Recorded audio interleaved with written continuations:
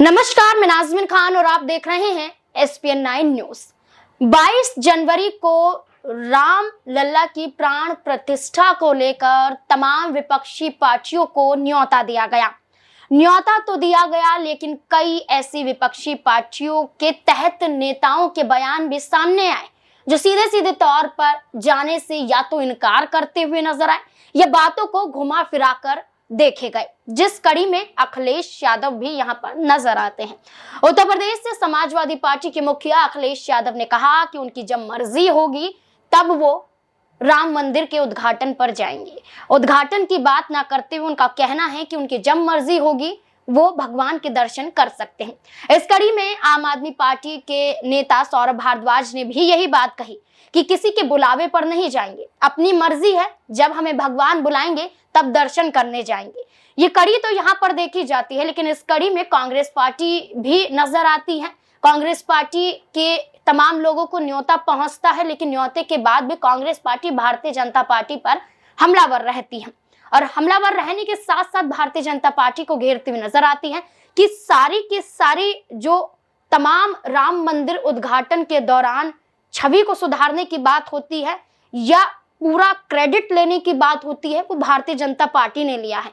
Bharatiya Janata party को निशाने पर इसलिए कांग्रेस पार्टी ले रही है, लेकिन अब कांग्रेस पार्टी के खिलाफ मध्य प्रदेश के नए नवेले मुख्यमंत्री मोहन सिंह यादव नजर आ रहे हैं। क्या कुछ कह रहे हैं, देखिए जरा। इसी 22 जनवरी को सबको मालूम है 500 साल पहले के प्रभु रामचंद्र जी सबको बुला रहे हैं। जोरदार तालियां बजाओ और जयकारा लगाओ प्रभु रामचंद्र जी महाराज की। 500 साल बाद हमारे अपने इस देश के अंदर 17 लाख साल पहले प्रभु रामचंद्र जी हुए और प्रभु रामचंद्र जी के माध्यम से देश ने शासन के शासनकर्ता का जीते जी भगवान का रूप देखा था। प्रभु रामचंद्र जी की कल्पना करो, कैसा आदर्श व्यक्तित्व जिनका रोम रोम जनता की सेवा के लिए निकला और हमने भी कैसा समाया उनको। आदर्श पुत्र जिनने पिता की आज्ञा मान करके वनवास को धारण किया, जिनने पिता की आज्ञा के आधार पर छोटे भाई को अपना राज्य दिया और अपने लिए वनवास पसंद किया। हम सब जानते प्रभु रामचंद्र जी की एक एक चीज, एक एक बात, लेकिन प्रभु रामचंद्र जी के उस उदात्त विचार को समाज ने भी कैसे अपनाया, हम कैसे भूल सकते हैं। हमने भी उनको ऐसे अपनाया। आराम करने जाओ तो राम आराम, राम जी के पास जाते हैं। एक दूसरे का अभिनंदन करे तो राम राम, और सम्मान के साथ बोलना तो जय श्री राम। हम सब प्रभु राम जी के लिए कितना सम्मान के साथ रखते थे, लेकिन प्रभु रामचंद्र जी के मार्ग में भी दुर्भाग्य से कुछ लोगों ने अड़ंगा लगाया। और अब जब प्रभु रामचंद्र जी का मंदिर बनने के मार्ग में हम आगे बढ़े तो आज आ गए कि हाँ हम भी राम जी को कह रहे हैं, हम भी राम कर रहे। भैया करिए, लेकिन पहले माफी मांगिए देश से। आपने ही उनके मार्ग में रोड़े लगाए थे।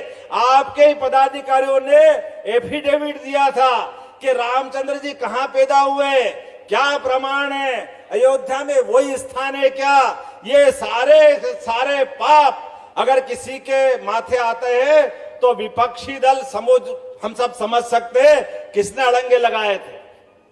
लेकिन आज जब प्रभु रामचंद्र जी का मंदिर बनने की तरफ बढ़ रहा है, प्रभु रामचंद्र जी के लिए हमारे यशस्वी प्रधानमंत्री ने सुप्रीम कोर्ट के निर्णय के आधार पर अगर कदम बढ़ाए तो आज हमारे उस यशस्वी एक ऐतिहासिक पल को निहारने के लिए पूरा विश्व कहीं से कहीं तक भी 200 से ज्यादा देश है और 142 करोड़ की आबादी है, सब पलक पावड़े बिछा करके उस घटना को निहारना चाहते हैं जब गर्भगृह में भगवान राम अपना प्रवेश करेंगे और प्राण प्रतिष्ठा होगी। तो एक बार फिर हमारा पूरा प्रदेश, पूरी सरकार, हम सब मिलकर के हर गली मोहल्ले गांव गांव में प्रभु रामचंद्र की जय जयकार करते हुए प्रभु रामचंद्र जी के उस बड़े ऐतिहासिक पल में सम्मिलित होंगे। जोरदार ताली बजा करके हमारे उस संकल्प को पूरा करेंगे। मोहन सिंह यादव यहाँ पर बातों में कहते तो जरूर नजर आते हैं कि राम मंदिर उद्घाटन एक भव्य उद्घाटन के रूप में देखा जाएगा। लेकिन इसी के साथ साथ कांग्रेस पार्टी पर हमलावर भी साबित रहते हैं, कांग्रेस पार्टी पर निशाना साधते हुए देखे जाते हैं। अब मोहन सिंह यादव के बयान को आपने सुना, इनके बयान को लेकर आपकी क्या राय बनती है कमेंट बॉक्स में जरूर बताएं। देखते रहे SPN9 न्यूज। धन्यवाद।